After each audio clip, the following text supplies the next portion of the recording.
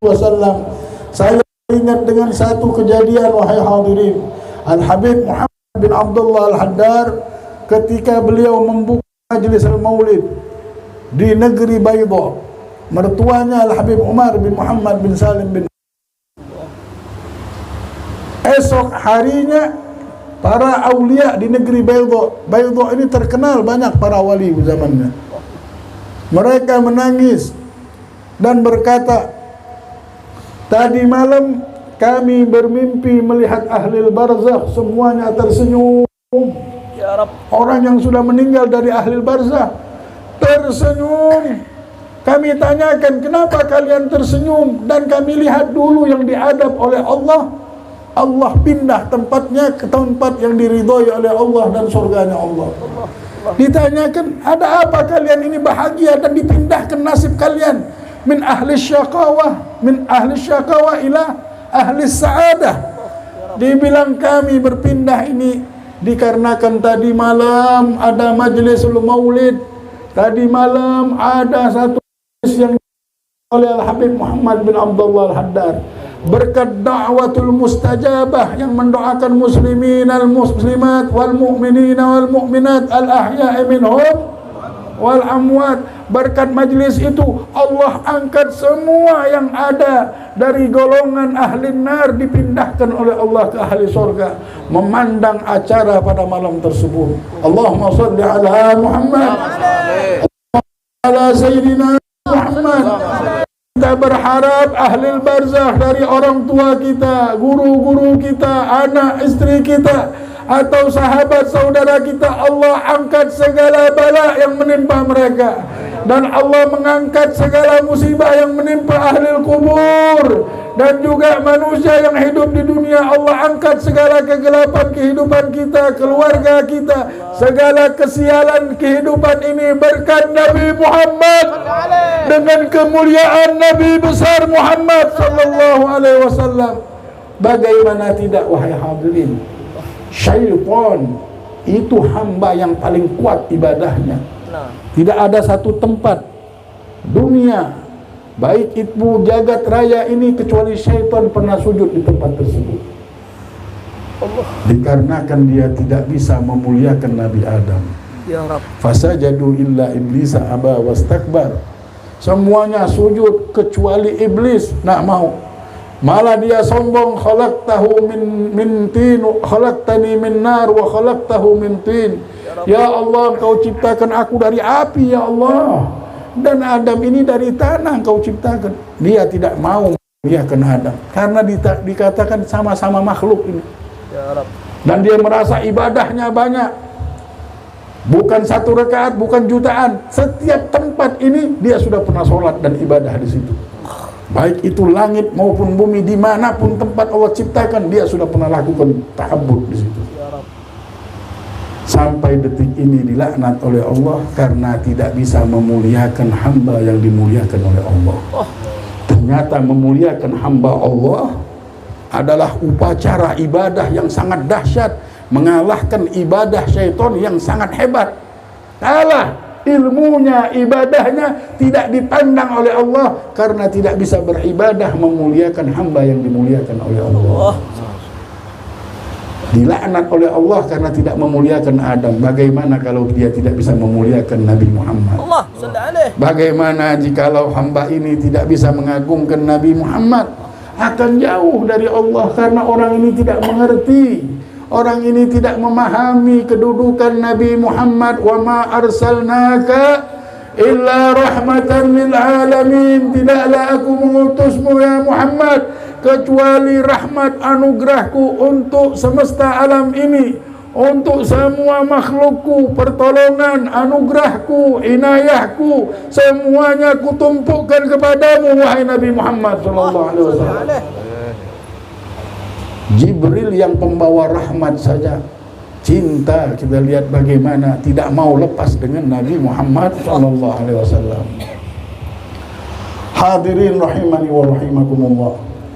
Dulu diriwayatkan ada seekor onta, di mana onta ini sudah marah dengan tuannya. Kalau dia melihat tuannya langsung mau dimakannya.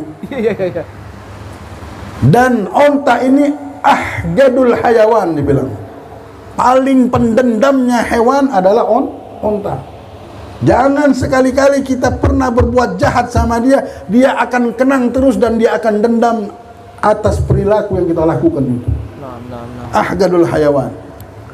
Nah, onta ini sudah 1 sampai 2 tahun diriwayatkan marah sama tuannya. Nabi Muhammad jalan dengan rombongan, ada Abu Bakar Siddiq bersama Nabi Muhammad. Ketika berjalan, pemilik onta ini datang, "Ya Rasulullah, ya Rasulullah." Kenapa? Kenapa engkau kesusahan? Aku susah ya Rasulullah. Dulu aku ini punya onta ya Rasulullah. Ontaku ini bertahun-tahun bekerja dengan kami. Dulu hewan onta ini seperti pembantu rumah tangga. Nurutnya, bisa diajak ngomong. Sepertinya dia bisa diajak ngomong karena dekatnya sama rumah tangga manusia dan kehidupan manusia. Dulu onta ini ya Rasulullah, kami perintahkan dia setiap hari mengambil air di sumur, membawa barang-barang kami, mengangkat badan kami, anak-anak kami naik onta. Tapi sekarang ya Rasulullah, ini onta sudah tidak mau lagi. Malah kalau dia melihat aku ya Rasulullah, dikejarnya, aku mau dibunuhnya ya Rasulullah.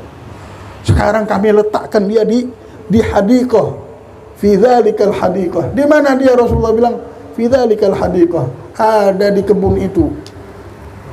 Dulu orang Arab buat kebun habisnya ditutup dengan pagar, jadi seperti kandang. Tapi besar. Dia ada di sana, ada di sana. Kalau begitu aku mau masuk. Hati-hati ya Rasulullah.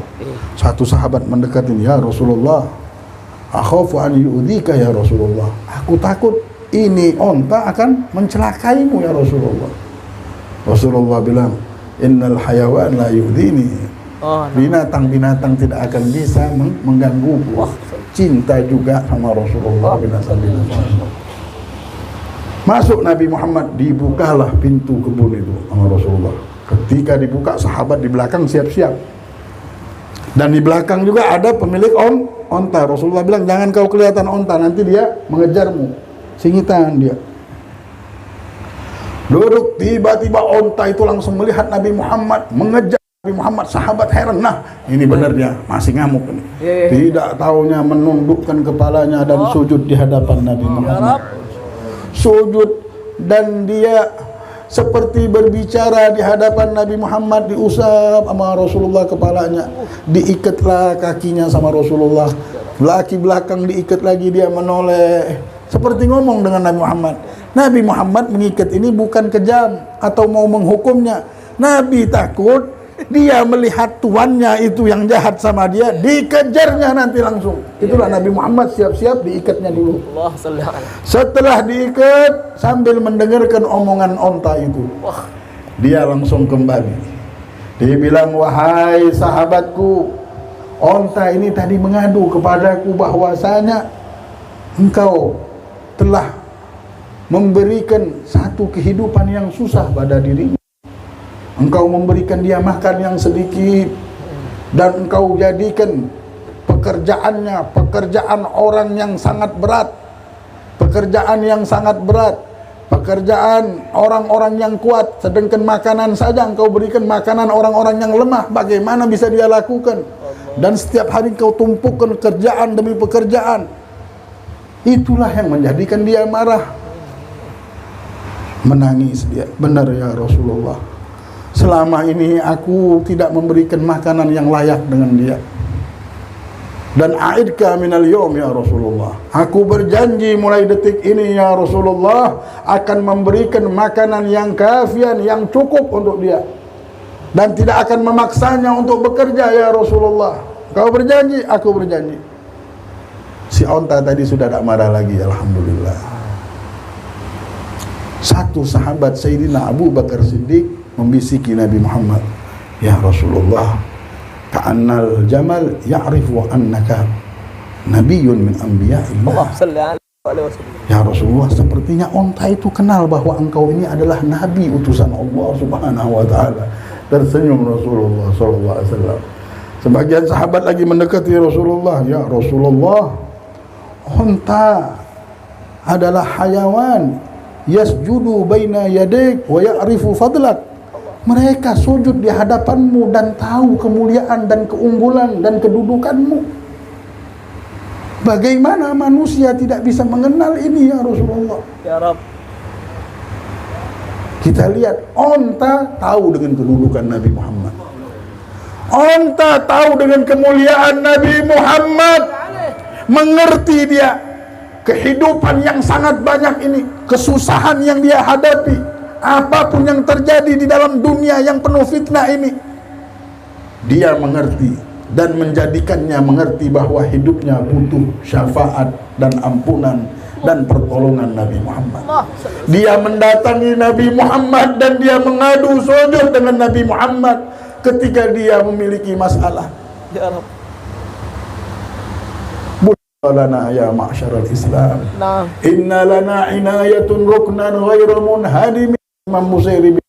Wahai ma'syaral Islam, ada habat buat kita yang hidup ini, kita mempunyai pertolongan Allah, mempunyai tiang yang kuat untuk menyelamatkan nasib kita dunia dan akhirat kita, dan kita harus mengerti dengan ini. Siapa itu Nabi besar Muhammad SAW?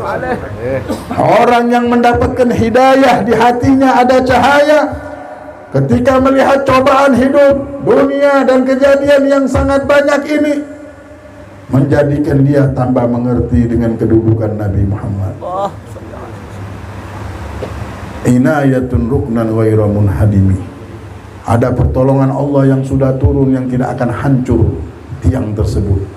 Tiang yang sangat kuat, tiang yang sangat hebat, yang memang Allah sudah tunjuk nasib kita semuanya, keselamatan penduduk semuanya, bahkan semua makhluk Allah keselamatannya Allah sudah titipkan dengan Nabi Muhammad. Allahumma shalli ala Muhammad. Keselamatan kita ada di sana, kebahagiaan kita ada di sana, nasib kita ada di sana. Dikarenakan itulah kita adakan majelis demi majelis. Dikarenakan itulah kita buat majelis demi majelis, untuk supaya kita mengerti benar bahwa hidup ini sebentar dan harus kita kenal Nabi Muhammad. Onta saja mengerti dengan kedudukan Nabi Muhammad. Sayyidina Ali bin Abi Thalib, beliau berkata, dulu aku berjalan dengan Nabi Muhammad berdua aku jalan, dan tidaklah aku melewati pepohonan, melewati bebatuan, kecuali aku mendengar suara as-salatu wassalamu alaika ya Rasulullah. Semua pohon kalau melihat Nabi Muhammad lewat, semuanya assalamu alaika ya Rasulullah. Semuanya kirim salam sama Nabi Muhammad. Semuanya bersolawat dengan Nabi Muhammad. Semuanya punya hubungan dengan Nabi Muhammad. Semuanya kenal dengan kedudukan Nabi Muhammad, hingga tidak pernah lepas mereka bersolawat dengan Nabi Muhammad. Allahumma salli ala Muhammad. Allahumma salli ala Sayyidina Muhammad. Banyak manusia hidup tahunan, puluhan tahun dia sudah hidup di dunia ini, tidak mengerti dengan solawat dengan Nabi Muhammad, tidak punya hubungan dengan Nabi Muhammad. Dia punya nomor telepon si fulan, dia punya. Aku punya banyak, padahal orang itu tidak pernah nelfon dia. Iya. Aku punya nomor telepon si fulan, orang yang punya harta, yang punya jabatan. La ilaha illallah. Nabi Muhammad tak kenal, tak mengerti sama Nabi Muhammad. Dia tahu ini budaya, seperti kebudayaan saja. Ya Allah, pepohonan saja tidak mau berhenti bersolawat dengan Nabi Muhammad SAW. Allah yang punya dunia mengatakan, innallaha wa malaikatahu yusalluna 'alan nabi.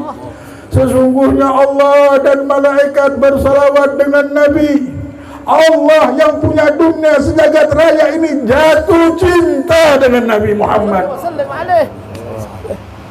Bagaimana kita tidak punya hubungan dengan Nabi Muhammad? Apakah kita ini masih belum mengerti? Tidak ada lain. Ini gara-gara sihir dunia yang sudah menyihir akal kita. Hawa nafsu, ingin ini, ingin itu, sampai lupa dengan Nabi Muhammad. Kalau kita tidak bisa ketemu jalannya ini, bagaimana nanti di akhirat? Ya Rab. Kalau di dunia belum ketemu jalan Nabi Muhammad, tempat duduknya yang Nabi Muhammad wasiatkan saja untuk duduk situ tidak bisa kita duduk. Di majelis tidak ada lain tempatnya di majelis kalau kita mau dekat dengan Nabi Muhammad. Sampai Imam Ghazali bilang di zaman seperti ini ada tempat duduk yang tidak akan rugi kita duduk di situ. Di mana? Di majelis ta'lim. Nah, Kalau sudah bisa duduk di majelis, insya Allah kita ketemu dengan jalan menuju surga.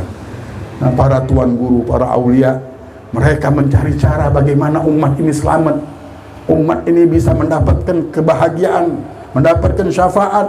Mereka mengajak khususnya di bulan Maulid ini bergombar-gombar dari tempat ke tempat, mengajak-ngajak manusia untuk melihat Nabi Muhammad. Naam. Karena cuma pintu inilah yang akan mengantarkan kita kepada Allah. Kullu babin munggalat, semua pintu sudah dikunci Allah illa hadzal bab, kecuali pintu ini, pintunya Nabi besar Muhammad, pintunya Nabi besar Nabi Muhammad. Berapa manusia yang tinggal di dunia ini, berapa juta manusia yang tinggal di kota ini, tapi siapa yang bisa berhubungan dengan Nabi Muhammad? Ada yang 1 tahun, 10 tahun, mereka tidak mengerti. Ulaika kal an'am, Allah bilang. Mereka hidup seperti binatang ternak. Binatang ternak ini yang mereka tahu makan, buat anak lagi, diternakin supaya diternakin lagi. Punya anak, si bapak tadi mikirkan bagaimana minum susu. Habisnya kawin lagi, punya anak lagi. Nah, Allah bilang Allah. Bahkan mereka lebih sesat dari itu. Lebih sesat dari itu. Manusia lebih sesat dari itu. Siapa mereka ya Allah?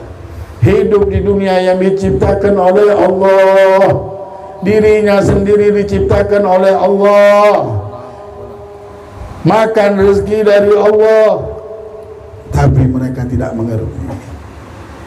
mengerti dengan kekasihnya Allah. Ya Rabb. Sumber kehidupan ini, sumber, kalau tidak ada sumber, tidak ada semuanya. Ini ada kehidupan, kita lihat sumbernya Nabi Muhammad. Sumbernya Nabi Muhammad. Ini lampu tadi ada sumbernya. Ketika sumbernya mati semuanya, sudah tidak ada. Kalau tidak ada punya colokan, kita tidak bisa terang. Kalau kabel kita pendek, bagaimana supaya bisa ngecas kita punya HP? Supaya listrik kita bisa hidup, cari kabel yang nyambung. Kalau ada kabel yang nyambung, kita cucukkan itu listrik, maka akan hiduplah listrik itu. Begitu juga kalau kita berhubungan dengan orang yang punya hubungan dengan Nabi Muhammad, kita nyambung dengan Nabi Muhammad. Nah, majelis seperti ini, mereka seperti hayawan ternak, balhum adal, bahkan lebih sesat. Allah bilang, siapa mereka ya Rabb? Ulaika humul ghafilun, mereka yang tidak sadar, mereka yang lupa, mereka yang mabuk dengan dunia ini hingga lupa ke jalan akhirat, hingga lupa jalannya Nabi Muhammad, hingga lupa berhubungan dengan Nabi Muhammad. Semua makhluk bersolawat dengan Nabi Muhammad, Jibril bersolawat dengan Nabi Muhammad, Allah sang pencipta dunia sejagat raya bersolawat dengan Nabi Muhammad. Tapi hamba ini tidak mau memuliakan Nabi Muhammad, hamba ini tidak bisa bersolawat dengan Nabi Muhammad. Ya Rabbi. Hujibu fahasbuhumul hijab adabu, mereka tertutup dengan jalan ini. Allah. Inilah azab, inilah tanda mereka tidak akan sampai ke tempat yang diridhoi oleh Allah. Na'udzubillah. Mudah-mudahan dengan adanya majelis, adanya perkumpulan, Allah subhanahu wa ta'ala mengangkat segala kegelapan yang menimpa umat Nabi Muhammad, segala sesuatu sifat jahiliyah yang menjadikan umat ini mabuk dengan dunia dan melupakan kehidupan yang hak, memikirkan kehidupan dunia yang mimpi ini yang sementara dan lupa dengan kehidupan yang abadi.